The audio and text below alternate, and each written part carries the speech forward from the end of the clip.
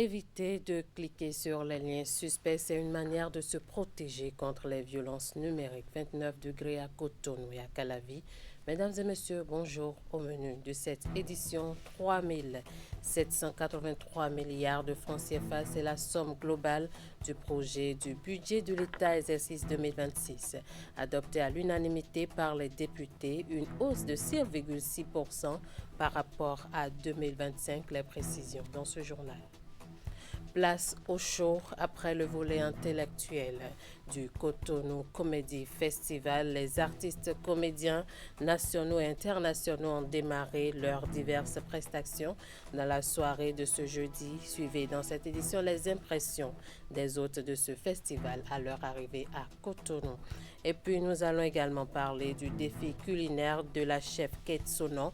Dans le cadre du Guinness World Record, une de nos équipes s'est rendue au Palais des Congrès pour constater l'ambiance, les précisions à suivre.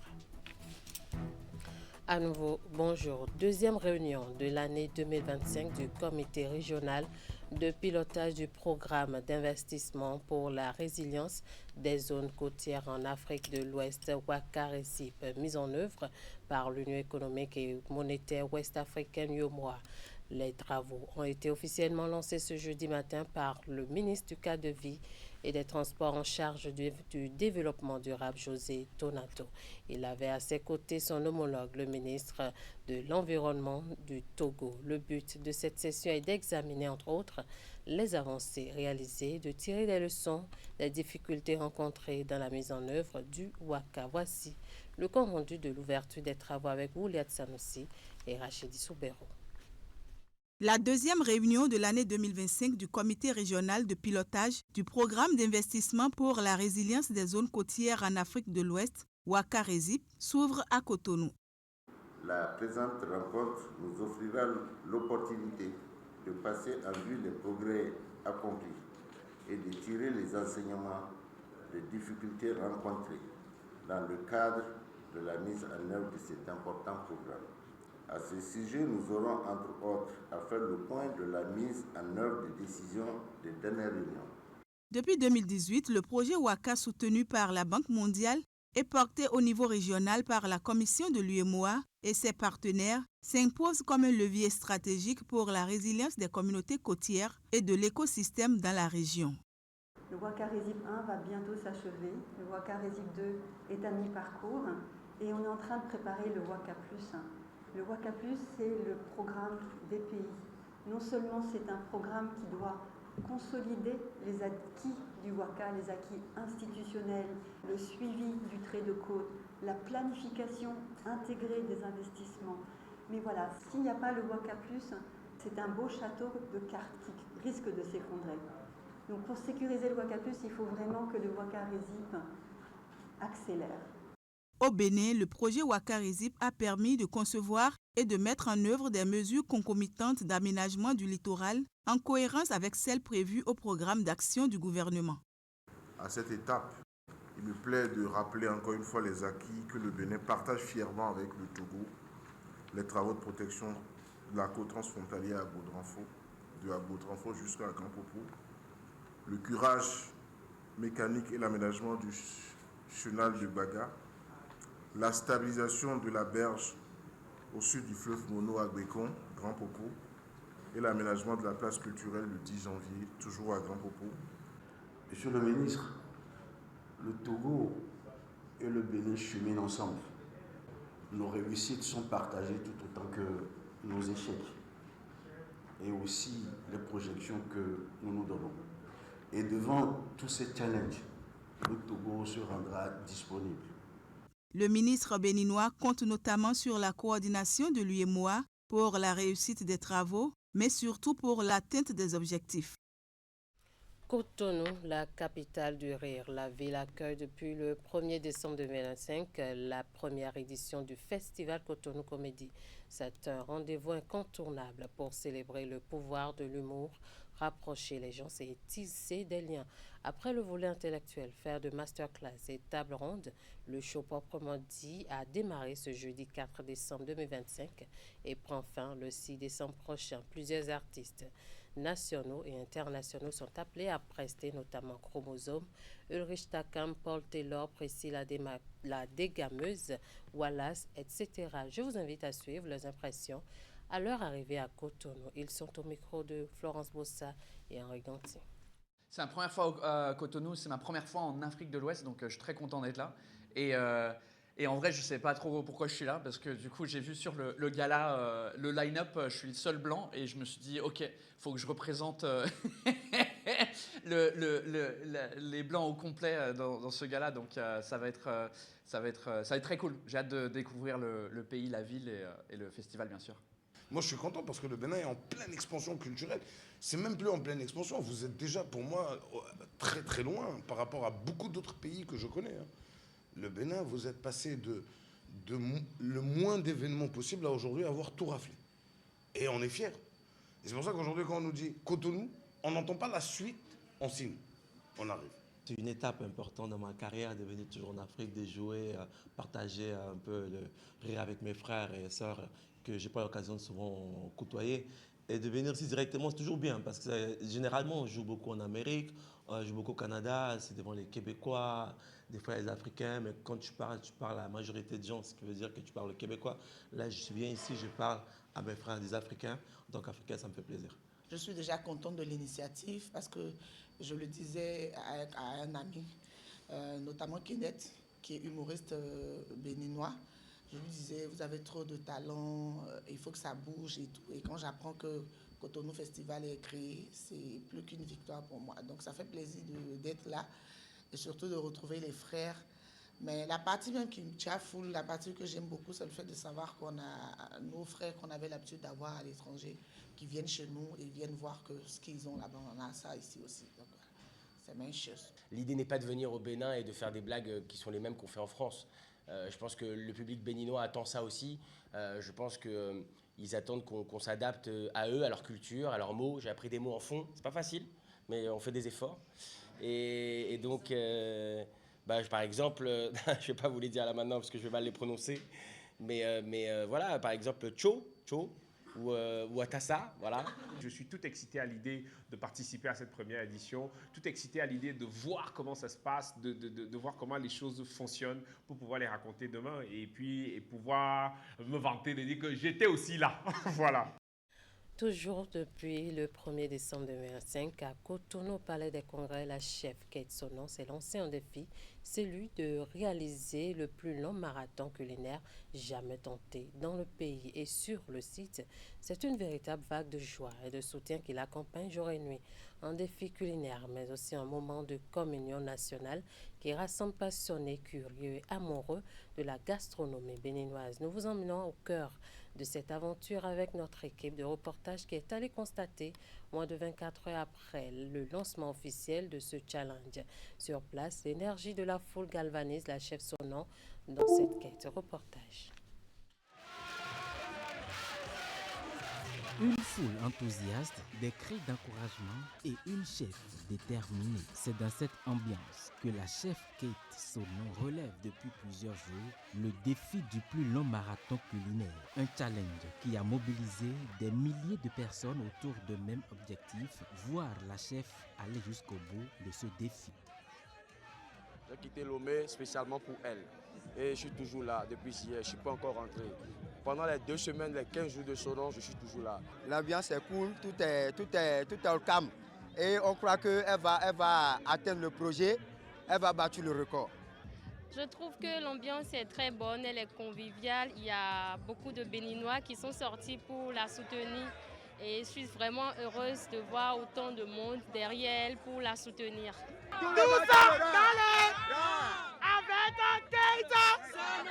Une ambiance électrique, cris de soutien, chants improvisés, le peuple béninois a répondu présent. Son défi, le World Guinness Record, cuisiné pendant 15 jours bien comptés. Sur place, ce défi prend des allures d'une grande fête que personne ne veut rater. Enfants, adultes et étudiants, personne ne veut se faire compter l'événement.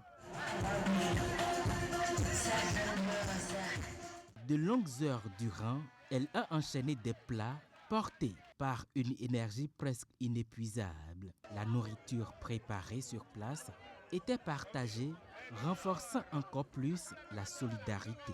Là, elle a fini de préparer le cassoulet qu'elle est en train de servir. J'ai déjà mangé et pour la première fois, c'est la deuxième fois que je viens de le garder comme ça. Un moment rare où passion gastronomique et unité communautaire ne font plus que. Les encouragements du public n'ont cessé d'accompagner la chef. Des ondes positives lui sont envoyées et beaucoup de prières afin qu'elle puisse relever ce défi. C'est le 229 qui gagne. Nous sommes là pour la soutenir et nous lui envoyons des ondes surnaturelles. Nous prions que Dieu lui donne la force nécessaire pour qu'elle puisse aller jusqu'au bout des 15 jours. Ici, on est là pour faire avancer notre nation, pour lever notre drapeau autre. Et nous allons dépasser même les Ivoiriens, les Togolais, les éléments du Nigeria qui ont eu aussi à battre le record. Donc c'est notre pays, on n'a qu'un seul pays, on n'a qu'une seule patrie, c'est le Bénin. On est là pour donner que de l'amour à Ketsonon, juste de l'amour, pour la galvaniser, pour qu'elle puisse battre son record, pour qu'elle puisse se surpasser moralement et atteindre l'objectif qu'elle s'est fixé elle-même. Sur les réseaux sociaux, l'engouement s'observe également.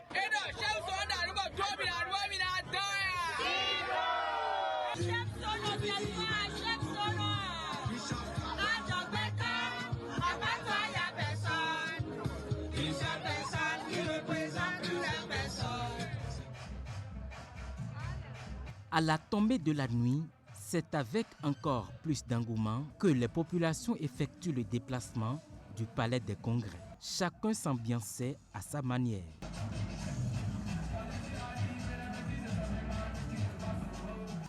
Cette journée a révélé qu'au-delà de la performance, c'est une histoire humaine qui s'écrit, celle d'une femme qui repose ses limites et d'une population de Cotonou et environ qui l'accompagne dans la réalisation de cet exploit. Du Palais des Congrès, on se rend à l'Assemblée nationale. Je l'annonçais en titre. Après plusieurs jours de travaux en commission, les députés ont adopté ce jeudi à l'unanimité le projet de budget de l'État exercice 2026. Ce budget qui s'équilibre en ressources et en dépenses à 3,783 milliards de francs CFA et en hausse de 6,6% par rapport au budget 2025. Le point de cette session. Estimé à 3 783 milliards de francs CFA, le budget général de l'État exercice 2026 a été adopté à l'unanimité des députés présents et représentés. Aucun grand débat n'a précédé ce vote, marqué par l'absence des députés de l'opposition. Les rares interventions enregistrées ont salué la qualité du document soumis par le gouvernement, représenté à l'hémicycle par une délégation conduite par le ministre des Finances, Romuald Wadaï. Nous votons ce budget pour 1. Continuer la transformation économique. L'industrialisation, la transformation agricole, l'innovation doivent s'intensifier. 2. Approfondir la politique sociale. L'employabilité durable des jeunes, les besoins des ménages, la demande d'équité impose de poursuivre l'effort. 3. Moderniser encore la justice, poursuivre la digitalisation, célérité des procédures, renforcement de la confiance citoyenne. 4. Consolider la sécurité et la cohésion nationale. Le Bénin doit rester un havre de paix et de stabilité. C'est que le budget nous rassure quand nous avons examiné ces différentes lignes sur la continuité en 2026 des travaux qui sont entrepris dans notre pays. Et même, nous avons trouvé qu'il y a du mieux encore. Je ne veux pas dire et entrer dans un débat purement politique, mais je veux dire qu'avec ce budget, je peux dire à tous de rester tranquilles. Ce pays va voir évoluer encore, va se moderniser davantage. Et nous attendrons de ceux qui vont nous gérer déjà en 2026 meilleur que ce que nous avons vécu. Donc le meilleur reste à venir. Au terme des travaux, une image a plutôt retenu l'attention. Un long cortège de députés s'est dirigé vers le ministre Romuald Wadaï pour le saluer personnellement. Poignée de main appuyée, accolades chaleureuses, parfois même quelques bises. Une démonstration de proximité et d'estime qui s'apparente à un véritable plébiscite de Romuald Wardani comme futur chef politique de la mouvance présidentielle après les élections. 3 783 milliards de francs CFA adoptés donc à l'unanimité par les députés à l'Assemblée nationale pour l'année 2026. De la résolution 1325 à la 2250 pour une paix inclusive portée par les femmes et les jeunes au Bénin, c'est la thématique autour de laquelle ont tourné les travaux de la 2e édition du Salon des OSC, tenu cette année à l'Institut national de la femme du 2 au 4 décembre. Ce salon a reçu un appui considérable du PNUD et a mobilisé un parterre d'organisations de femmes et de jeunes. Florence Bossa pour le point. Cette 2e édition du Salon des organisations de la société civile se tient dans un contexte particulier. La communauté internationale célèbre les 25 années de la résolution 2250, Jeunes, paix et sécurité, ainsi que les 10 ans de celle de 1325 relative au rôle des femmes dans le maintien de la paix et de la sécurité. Un espace d'échange et de réflexion sur les défis qui persistent. Un agenda national 2250 est une nécessité, une urgence, que dis-je, un impératif moral. Ce salon doit contribuer à accélérer ces 2 processus nationaux, PAN 1325, 2e génération, et agenda 2250, 1re génération. C'est le début d'une nouvelle dynamique entre l'État et la société civile. En célébrant le quart de siècle de la résolution 1325 et la décennie de la résolution 2250, nous écrivons une page nouvelle de notre histoire. Nous affirmons que la paix au Bénin se construira avec les femmes, par les femmes, pour les femmes et avec les jeunes, par les jeunes, pour les générations futures. Accueillie cette année par l'Institut national de la femme, cette 2e édition du Salon des OSC a bénéficié de l'appui de plusieurs partenaires, dont le Programme des Nations Unies pour le développement. L'Institut national de la femme qui accueille ce salon, pour sa part, va œuvrer à promouvoir l'engagement civique des filles et des jeunes femmes pour renforcer le leadership féminin dans la gouvernance locale, poursuivre la lutte contre les violences basées sur le genre, quelles que soient les formes les plus subtiles qu'elles pourraient prendre, documenter les besoins des femmes dans les zones vulnérables, y poursuivre la sensibilisation des populations aux droits des femmes. Le PNUD reste profondément engagé à accompagner le gouvernement du Bénin dans la mise en œuvre de ses engagements nationaux et internationaux en matière de paix et de sécurité inclusive. Pendant 3 jours, les diverses organisations de jeunes et de femmes ont échangé et fait des propositions sur plusieurs thématiques relatives à la mise en œuvre des 2 résolutions. À Cotonou, du 3 au 5 décembre 2025, la relève diplomatique africaine se met en ordre de bataille à travers la conférence des jeunes diplomates COGED. Des jeunes diplomates venus de 4 pays plongent au cœur des tensions qui secouent la gouvernance mondiale avec un défi de taille. Analyser le fonctionnement du Conseil de sécurité de l'ONU et questionner son modèle, une immersion dans une organisation internationale qui existe depuis des décennies. Reportage. 3 jours d'immersion au cœur des grands enjeux géopolitiques de l'heure. La conférence des jeunes diplomates, 6e édition du COGED, réunit à Cotonou une nouvelle génération d'acteurs internationaux autour d'un thème audacieux, presque incandescent. Diagnostic du Conseil de sécurité de l'ONU, paralysie due à l'adolescence ou besoin urgent des réformes. Il s'agit là d'une question, non pas d'une affirmation, mais d'une interrogation qui appelle autant les jeunes que les anciens à se revoir, à se questionner, à trouver de nouvelles voies pour répondre à des problématiques. Le thème de cette édition, le Conseil de sécurité des Nations Unies, nous rappelle à quel point les défis internationaux exigent une jeunesse consciente, une jeunesse formée, une jeunesse engagée et une jeunesse capable d'imaginer des modèles plus inclusifs. Venus du Mali, du Nigeria, de la Côte d'Ivoire et du Bénin, Les participants croisent analyses pointues et regards contrastés pour ausculter une institution vieille de près de 80 ans. Ces jeunes diplomates avanceront, guidés par l'expertise de spécialistes chevronnés du monde des relations internationales. Osez défendre vos valeurs envers et contre tout, vos idées. Osez défendre vos nations tout en restant ouverts au monde. Osez être différents, exigeants et ambitieux. Mais pour le terrorisme, si nous voulons régler cette question, je crois que les angles d'attaque ne sont pas nombreux. Si nous connaissons les acteurs, il faudrait connaître aussi les sources de financement. Je formule le vœu que les travaux que nous aurons au cours de ces 3 jours permettront à chacun de nos délégués et à chacun des participants d'apprendre davantage sur les dynamiques et les processus décisionnels. Au programme, décryptage du droit de veto, remise en question de la représentativité du Conseil et proposition de modèles innovants pour repenser une gouvernance mondiale jugée trop inégale.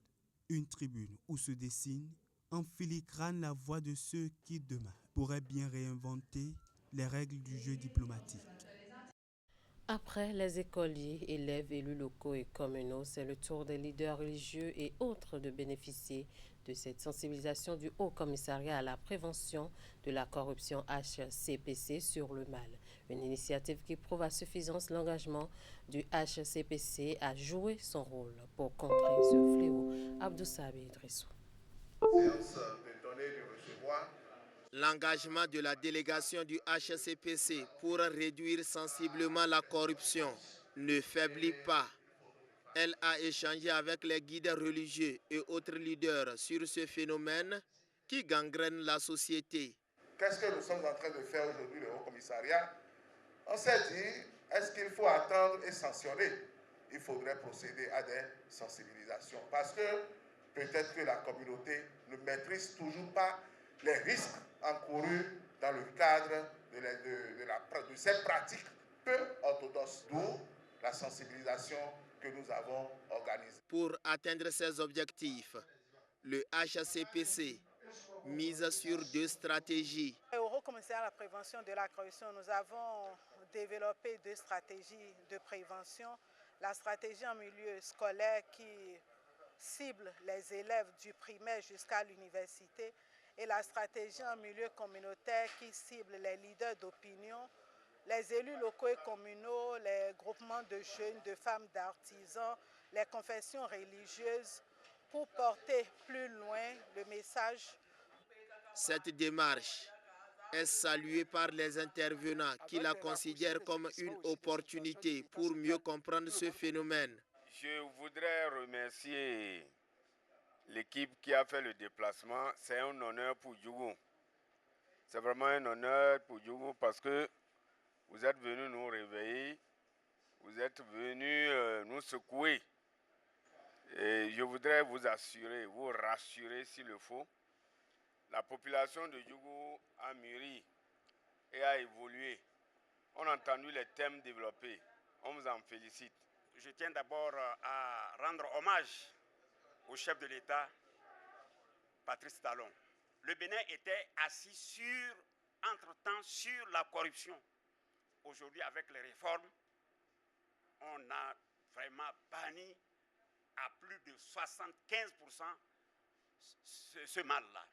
La détermination du HCPC transparaît dans ses multiples séances au cours desquelles des engagements sont pris par les participants pour contrer ce mal. Après Calavi et ses environs, Apapa est désormais connecté à la fibre Canal Box. Lancée depuis quelques semaines au Bénin, la fibre optique Canal Box du groupe Canal+ se déploie dans les grands quartiers du sud Bénin. L'annonce a été faite ce mercredi à la boutique Canal+ Store de Segbeya, occasion pour les promoteurs d'officialiser l'offre promotionnelle exceptionnelle couvrant la période des fêtes de fin d'année pour tous ceux qui désirent souscrire à un abonnement au réseau Canal Box. Virgile Rodagnon, Mofid Sabour. autant que je veux, aussi longtemps que je veux, me moque d'enfant si j'ai envie. Aller sur Internet de façon classique, jouer à des jeux en ligne et suivre ses programmes télé avec Internet illimité de la fibre optique Canal Box, c'est désormais possible à Akpakpa. Après Ita, Calavi, Godomé, Agla, Menotin, Kendonou, Kourounou et bien d'autres localités du sud Bénin, le réseau Canal Box s'installe à Akpakpa. Cette arrivée à Akpakpa vient bien évidemment s'ajouter aux zones que nous couvrons déjà depuis plusieurs semaines et sur lesquelles nos abonnés ils sont très honorés, ils sont très contents de pouvoir profiter de l'Internet illimité Canal Box. Et nous commençons par Segbaya. Avec la fibre optique Canal Box, c'est 50 mégabits par seconde en Internet illimité à partir de 15 000 francs le mois et 200 mégabits par seconde pour seulement 30 000 francs. Une expérience unique, bonifiée dans ce mois de décembre par une offre promotionnelle tout aussi exceptionnelle. La box et l'installation libre de tout forfait. Nous avons décidé de faire appel au Père Noël avant l'heure et il nous a soufflé qu'il fallait qu'on fasse passer les frais d'installation et la box gratuitement pour toutes les personnes désireuses de passer ces fêtes de fin d'année avec la meilleure connexion Internet du pays. Aujourd'hui, c'est possible parce que les frais d'installation et la box sont disponibles désormais à 0 francs CFA. À ce jour, plus de 162 000 foyers béninois sont connectés à la fibre optique Canal Box qui propose un débit authentique du premier au dernier jour de l'abonnement. La fiabilité de la connexion Internet de Canal Box, c'est tout simplement les clients qui font ce retour-là et qui nous attestent de ce que nous proposons est un service de qualité. On nous dit même que depuis qu'on est arrivé, on est devenu l'offre Internet illimité fixe préférée des Béninois. Ça, c'est eux qui le disent, c'est pas nous, mais en tout cas, on est très ravis et on les remercie pour leur fidélité. À partir de Segbaya, la fibre Canal Box sera donc progressivement déployée dans toutes les localités environnantes d'Akpakpa. Le leitmotiv des promoteurs, relever en continu le niveau de fiabilité du réseau en vue de sublimer davantage l'expérience Internet des utilisateurs. Parlons religion endogène pour vous informer que la section communale commun de la communauté nationale du culte vaudou du Bénin est désormais fonctionnelle. Les responsables ont été officiellement installés dans une ambiance conviviale. Du coup, la paix revient au sein de cette communauté après une bagarre judiciaire qui aura duré des années. Voici les précisions avec Narcisse Alossé. Son nom, c'est Hunon Amoussou Malenou et c'est lui qui présidera désormais aux destinées de la session communale de commun de la communauté nationale du culte vaudou du Bénin. Élu quelques années plus tôt par le Collège des dignitaires de la région, il reçoit ici ses attributs de chef.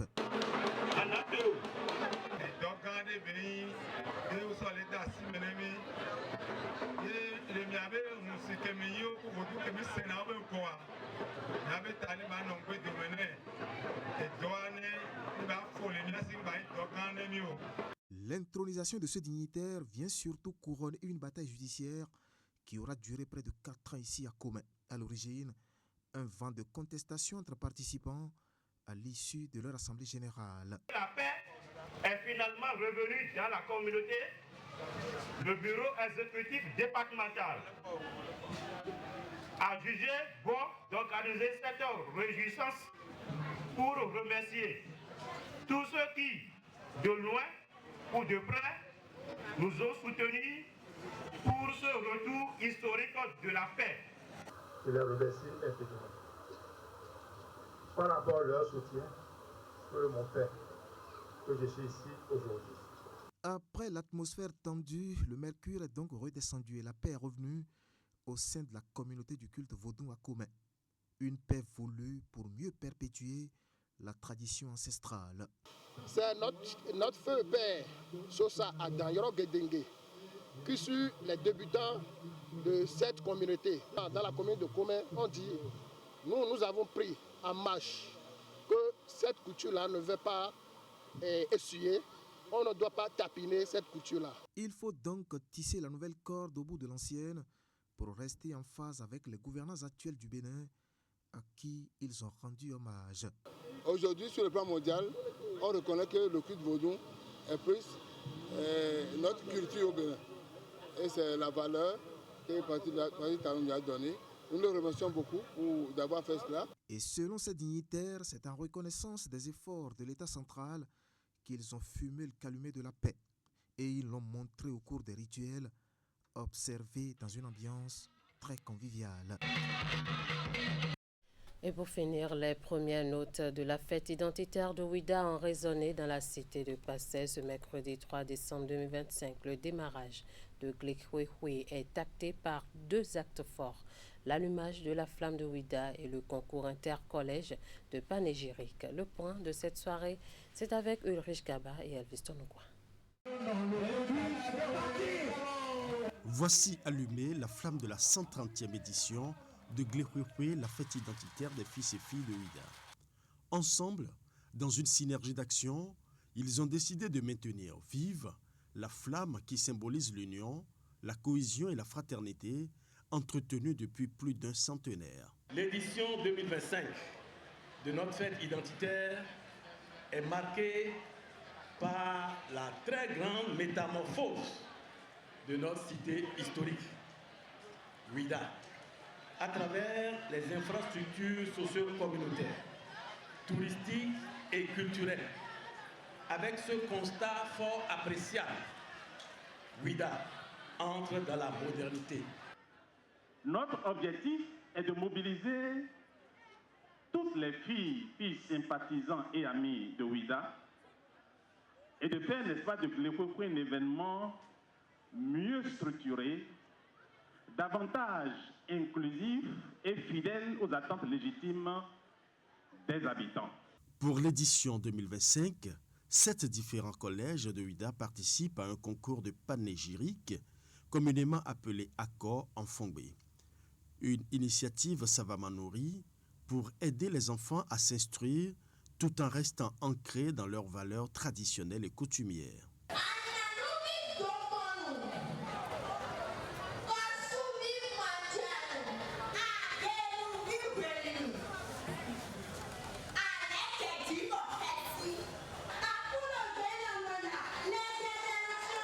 Je suis très contente. Je suis contente.